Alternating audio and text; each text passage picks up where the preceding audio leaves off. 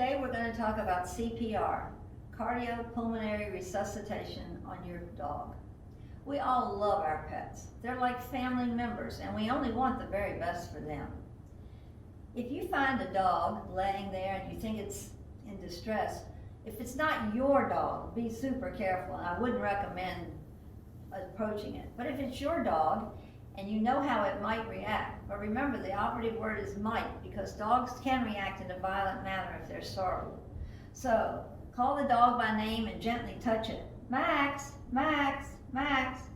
If it's no response, remember your ABCs: airway, breathing, and circulation.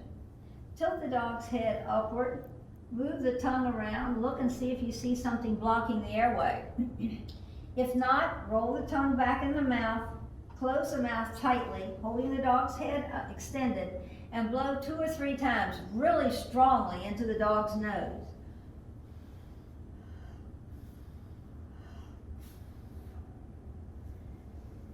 Any reaction? No.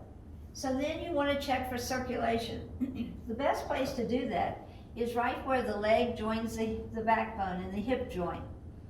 You might want to practice that this afternoon while you're cuddling with your dog. The dog will get a good tummy rub and you'll know where to check. No pulse. Then we need to think of chest compressions. Chest compressions are 100 to 110 per minute. You do 30 compressions and give 2 breaths. Well, where do you give the compressions? You bend the dog's arm back, and where the elbow touches the chest, that's where you do it. Put your hands there, lock them up, lock your elbows, and go hard and fast.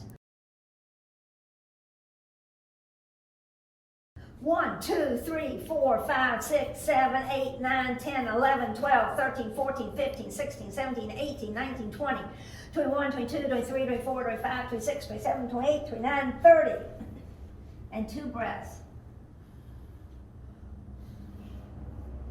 You repeat this process for 2 minutes. At the end of 2 minutes, you stop and you check. Is the dog breathing? Do I feel a pulse? This check should only take about 10 seconds. If you don't have any response, continue on. Hopefully, you'll have someone there to help you. Doing the compressions is very tiring. You can have complications. You can puncture a lung, you can cause bruising, you can break a rib. The most important thing at this point now is to get the dog to a vet. Again, this friend that's helping you could load the dog into the car, but you must always be on a hard surface, whether you're at your house or in a car. Compressions don't work on a soft surface. Continue compressions as you get to the vet. If you can't go to a vet, then you have the hardest decision of all, and maybe even if you are at the vet, is when to stop. And that's a difficult decision, and only you can make that decision. Now that you have the information, I really hope you never ever have to use it. This video was brought to you by the Lake Gaston 911 Community Task Force.